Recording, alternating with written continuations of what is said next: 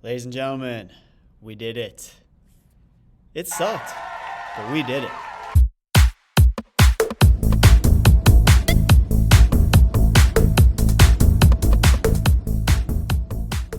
Guys, Eric from livingthehardlife.com here.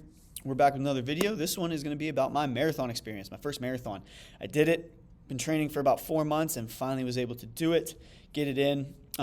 It was rough, and I'll talk about a little bit of the experience here, but we did it. And I'm here to share the tips that helped me succeed in completing that first marathon in hopes that if you're thinking of doing it, you can do it too. I'm not a gifted runner. I haven't been running my whole life. Only been doing it really consistently for a few years, getting into it. And so I'm here to show you that and tell you that if you're thinking about running a marathon or even starting running in general, not to shy away from trying it just because it seems big and scary. You can do it. And so I'm here to kind of share that with you guys.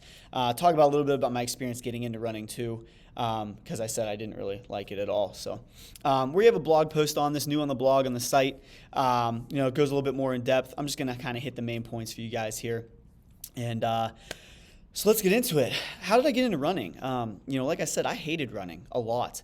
As an athlete growing up, I was more focused on the short burst sports, so baseball. I mean, you don't really partake baseball with like a lot of running. It's not really included. You have some sprints, but you're not running distance. And so I hated distance running, honestly, until the past few years.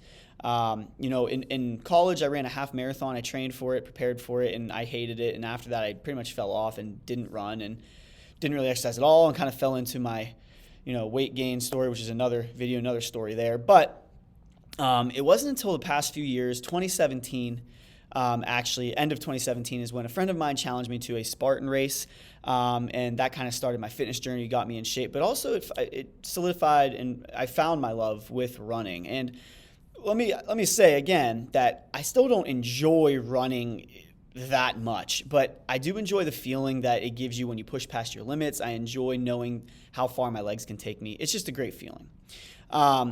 Again, don't have to like it, but it is a great feeling. Now, the Spartan race is really what got me into my running obsession. I did that first race, had to train for it, lost all my weight, trained for it, and finished the Spartan race. And it was a great experience. The atmosphere is great. Spartan has this tagline that you'll know at the finish line, and you really do. Once you finish one of those races, you feel that you can do anything. And so it kind of sparked my love for not just Spartan races, but for just running in general. It was this newfound confidence, newfound obsession. And so after I finished that first race, I wanted to do more. And so Spartan has several distances. They have a 3 to 5 usually, an 8 to 10, and a 13 plus, and then they have a 31 plus mile. And they have some other ones too. You can check it out their site for all the details. But I wanted to do all of them. And so I kept signing up for races, doing all those ones, training, doing a little bit different stuff, getting better, falling more in love with the obsession of running and pushing past your limits. I even did all three in one weekend, one race on a Saturday, 2 on Sunday, 30 plus miles or so together in a weekend. It was crazy. They call it a trifecta weekend. It's awesome though. And so I have this thing with myself that I like to push and do the next big thing for me. Once I reach a goal, I want to go and reach another goal, something bigger, something harder. I just like to push my limits and see what I'm capable of. And so it got to the point where I'd finished all those distances. I was like, I'm going to set my sights on that 31 plus mile. They call it the ultra. It's like an ultra marathon. And I trained for it, was waking up early before work, lifting and running, 5 days a week, running a long run on Saturday, somewhere between 10 and 12 miles, 8 to 12, somewhere in there, getting really comfortable, really fit. And then COVID happened and the race is canceled, just like many other things. And so I had a little bit of a down period. When you put that much work into something and then it's just taken away from you, it's hard. And I understand in the grand scheme of things, that's very small. But, for me, I had a little bit of down period, got back on the train. And then by around October 2020, I said, I need something. I need some kind of competition. I need a goal to go chase. And with no races going on, I said, running's not canceled. I can just go run whenever. Why not just go run a marathon myself? And that's where it came. So I found a free plan online, Hal Higdon's free plans. They're great. I used that for the half marathon I ran in college. I'll link that below as well. And started training. And so a buddy of mine and I, from October to February, 4 months worth of training, long runs on Saturdays, runs during the week. And then February came and I got it done.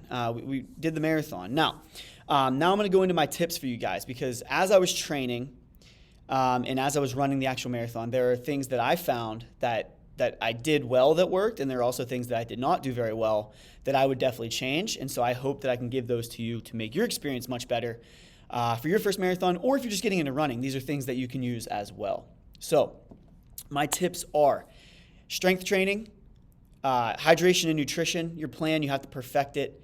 You need to take care of your body. That is a huge one. Do not skip your runs, especially the long ones.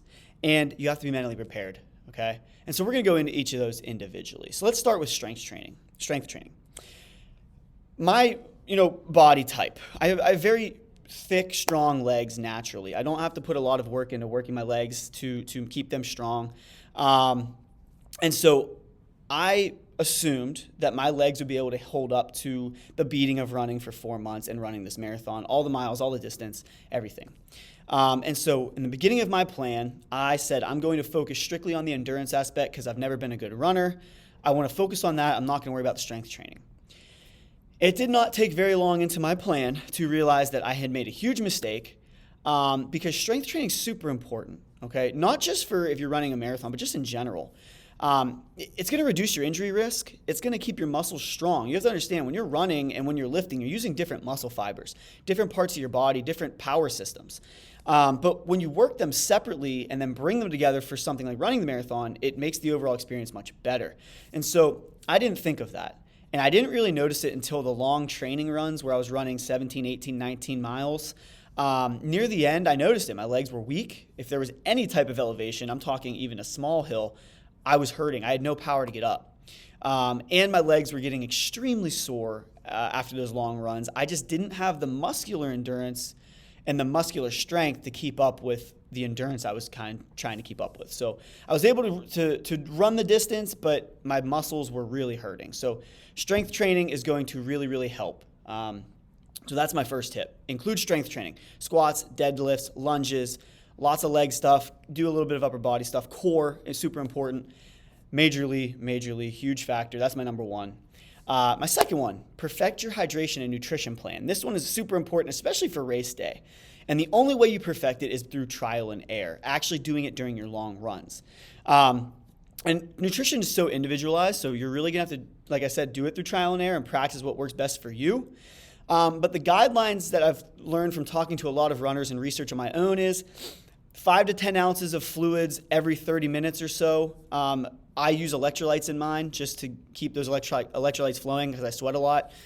So Noon tablets, liquid IV, again, I'll link those down below for you guys to check those out. They're just electrolytes, help keep those flowing.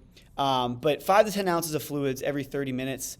And then every 30, 45 minutes, you should be taking in some kind of energy, either through energy chews, gels, real food if you don't like the gels and all that stuff. And these are for runs longer than 90 minutes. Okay, so if you're within 90 minutes, and again, that's going to be based on your pace, you can maybe get away with it without using that stuff, but anything longer than 90, you want to include those things. Not only to help you finish the run strong, but also to help you recover. It's going to make recovery much easier on you. Okay, so you need to find things that work best for you. I like to include gels, combination of gels, sports drinks, electrolytes, and real food. Jerky is a savior for me. I love beef jerky during the runs, during Spartan races, so there's a little tip for you guys there. It's actually pretty nice. Nice little pick-me-up. So perfect your hydration and nutrition plan, both pre, during, and post. Okay, and I have more details on that in the blog if you guys want to read that. Number 3 is an obvious one. Take care of your body, okay? You need to be getting sleep, lots of sleep to help with recovery, help keep those muscles from being super fatigued and sore. In the beginning of the plan, you may not notice it as much, but as you get into the later stages where you're running 35, 40-mile weeks and hitting 20-mile runs on Saturdays, you wear down very quickly. You need your sleep. You also need to incorporate flexibility, somewhere, or mobility. It helps with soreness and just reducing injury. I didn't incorporate it as much, and near the end I was sore constantly, and so it's going to help with that. So take care of your body. Don't skip your long runs, okay? This is going to be, besides the strength training, this would probably be my other biggest mistake. And what happened was again, I decided just on a whim I'm going to do this. So we started training from October to February. And in the Northeast, we're in the middle of winter. And for the last month of the training plan, it was cold, very cold. And it wore down on me. I got sore. Mentally, I kind of had some days where I didn't feel like doing it. And had to push through. And I just was mentally worn down and physically worn down. And so I made the decision that I'm almost near the end of my plan. 1 or 2 days won't hurt me.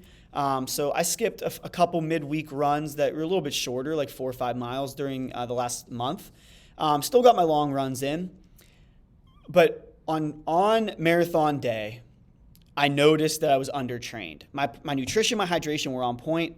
I was undertrained. That last month killed me. I did not maintain what I had built for the past 3.5, 4 months. And it hurt. It hurt me. I was cramping, which I didn't cramp like almost at all throughout the training plan, maybe like once. And so I really attribute that to skipping a run or two here and there because I thought it would make a difference in terms of the better. It would make me feel better, make me, recover a little bit.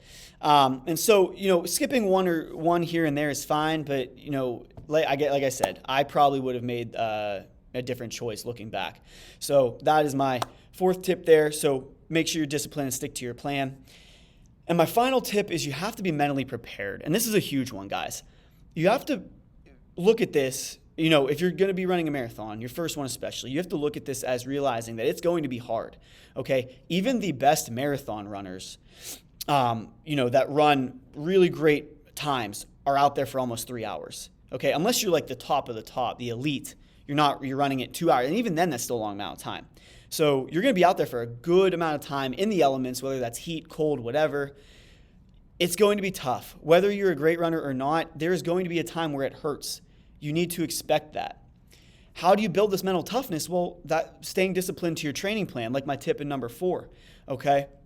Do your long runs, experience the hurt, okay? Know what it feels like and expect it. If you expect that it's going to come and you know when it's coming, you'll be fine. You just have to push through it. If you think everything's going to go grand and fine, then you're going to have some issues. And so talking to a lot of the runners I've talked to, they say it's not a matter of if it's going to happen, it's a matter of when. So expect it, but know you can push through it. Build your confidence in your discipline, your mental toughness through your long runs, and you can handle it. If it was easy, everybody would do it. There's a reason why less than 1% of people run marathons. So that's my final tip for you guys there. Be mentally tough. There were times during the run where I was cramping. I cramped at like mile 18 and a half. I still had 8 miles to go. But I knew I could finish it. I had to walk a little bit, but I knew I could finish. So just keep that in mind. You guys can do it. Whatever you put your mind to, you can do it. And so I hope this was really helpful for you guys. Like I said, I wasn't a runner, wasn't a great runner, still not a great runner, but I did it. You can do it. I didn't do it very fast, but I did it. You guys can do it too. Let us know below if you guys are going to try your first marathon or if you're getting into running or just any goal you're trying to achieve. Comment below. Follow us on Instagram, Living the Harb Life. Go ahead and check out that blog for a little more detail on this stuff. Check out the site, and we'll see you guys next time.